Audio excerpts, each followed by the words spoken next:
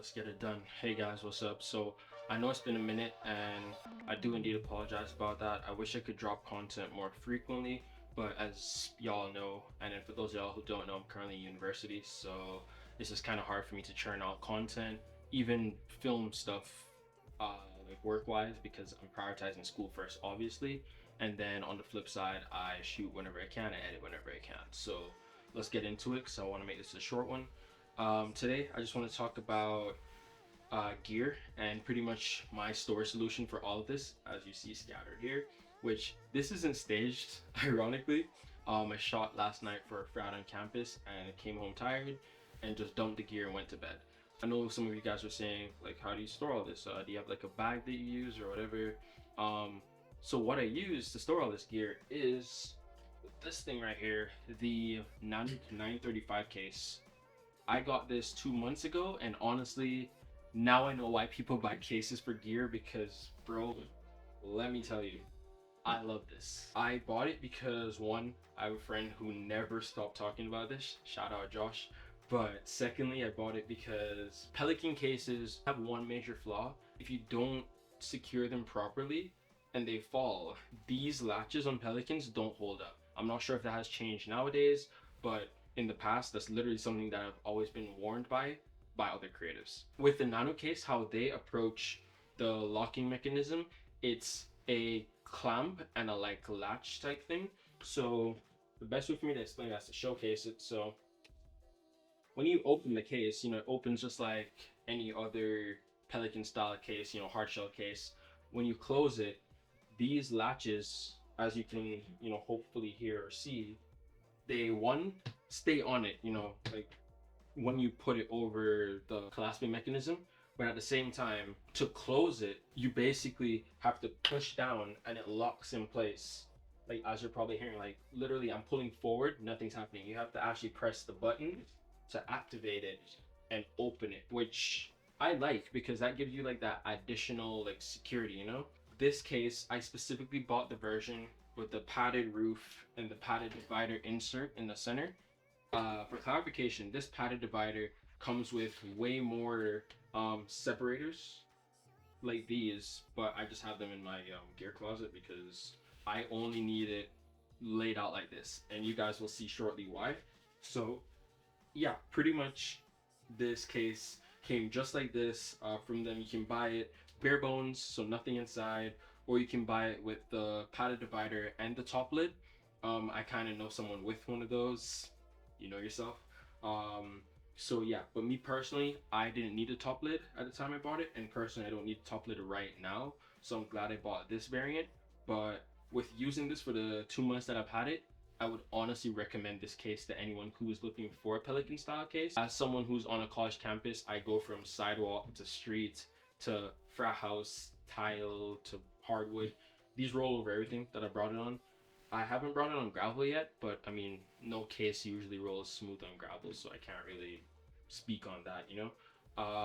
This case also has a regular top handle as well as a suitcase style top handle, which goes up pretty high. For someone my height, having it be that dual level where it's like short and then higher comes in pretty clutch. Another point of contact is this side handle right here, which makes carrying it like this fairly easy when it's laid out pretty lightly.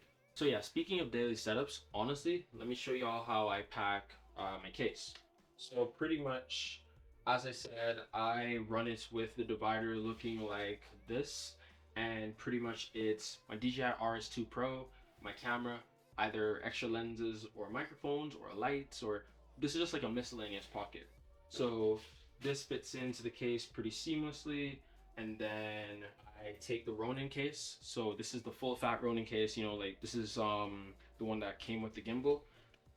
I have the RS2 over the RS3 because one, price, but two, because I prefer the manual locks. I know a lot of people are gonna say, bro, that makes no sense. The RS3 does auto locking, but that's the problem. The auto locking is an additional feature an additional mechanical feature that you have to worry about. Like, why would I want that? So I basically place my RS2 inside the case. I have this little rubber thing that covers the pin connections, which, yeah, I know a lot of people don't keep on. I do keep it on because I just like to keep my gear safe. Then here's the kicker, right? Even though I have space for the lenses, this is how I figured out how to save space. So I have my 25 mil, I put that in that section that's left over. I have my 17 to 70 Canon adaptive lens, I put it here. Or if I'm running this on my camera, I would take my 12 to 60 millimeter and put it in here. So once these two lenses are in, the additional space, I then put the plate right here, and my top handle for my cam, which is over here, I also put here. It's interchangeable. It depends on what I'm running for the day, what I carry. This is just how I pack it up to just keep it in storage. Regarding all my cables for the RS3 and its accompanying parts, I keep my lav mics, my lav cables here. These are all the connectors and cables for the DJI follow focus, which came with this kit, as well as the Raven Eye, which is the video transmitter. I will put those where they belong soon. But yeah, I keep my cables in the top, and that's honestly pretty much this setup, like right now. When it comes on to the follow focus and the motor, they go into this section right here, along with my SD card reader and a SSD that I usually bring around, either to shoot directly to SSD if I'm shooting with someone who has like a Blackmagic or a camera that shoots to SSD. I usually bring an extra plate, even though I have a custom plate from SmallRig, because I sometimes might put this on my other shooter's camera. That way I can just swap it on and off on the gimbal. So the second plate also goes in there. When it comes on to the batteries for my LUMIX G9, I put them in the top section right here. And then when it comes down to the microphones, so I use the Godox MoveLink 2 lav mics. They slip in right here. Then we have the battery, and that also just slips in right here. This plate is what I usually keep on my camera when my camera is not mounted on a tripod. This is what allows me to connect to the RS2, and it has the follow focus motor rod on it. So I usually keep it rigged up just like this and rest it on top of my batteries, because this case is a pretty soft and padded case, so I'm not worried about stuff like not sitting well in it. And I have my iFixit screwdriver, so that also just usually gets thrown down. And that's pretty much it for the RS2 setup. When I'm done with it, I just fit it in the Nanuk just like that, no closing, so that way if I need to access stuff, boom, Raven Eye follow focus, cables, mount, microphones, boom, RS2 cameras. And then because the cables are here, that's why I didn't get the cable organizer that usually comes, or the lid organizer that usually comes with it. I usually roll around with a microfiber cloth. So the thing is, now that the case is basically full without a camera in it, where would I put this? So I just stole this behind the foam, because it's foam, so it's gonna compress, right? This is my cable bag slash tote bag slash, put it this way, everything that I need is in this. Cables, extra lavs, knife to cut stuff, it's all in this. And if I'm not carrying any lights, I would stick it right here, but if I'm carrying lights, this would be my backpack or be clipped around me, so it is what it is. Or additionally, I can just throw this on top because it's just cable, so I can just compress it if I need to. When I put my camera in, I put this divider under the lens for additional support depending on which lens I have on, and I put this on top of my camera just like that if I want to put my shotgun mic on top of it, so that way there's like some compression. Once I'm done packing it up, basically put it down, clasp these clips, and boom, we're good to go. I basically just drop it down, and yeah, we're ready to roll. So that's pretty much my storage solution for gear.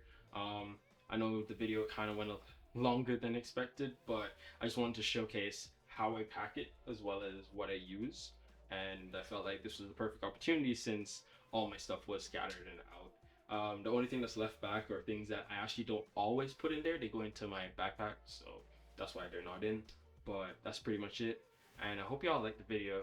I just thought that I should share something that I'm pretty um, appreciative about that I got, which is this case. And hopefully, any creator out there who's been looking for a Pelican style case or looking for just something to store gear in, even if it's in like a closet or whatever, you have like the opportunity to look into a different brand, which Nanuk, as I said, they're pretty cool. They have great warranty, and this video isn't sponsored clearly because, bro, have you guys seen my page?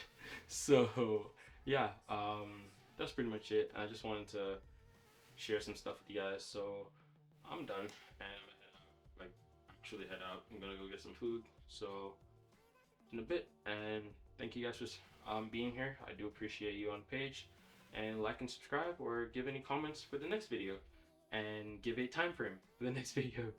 If you guys, like December, January, February, you tell me. So thanks again, and we out.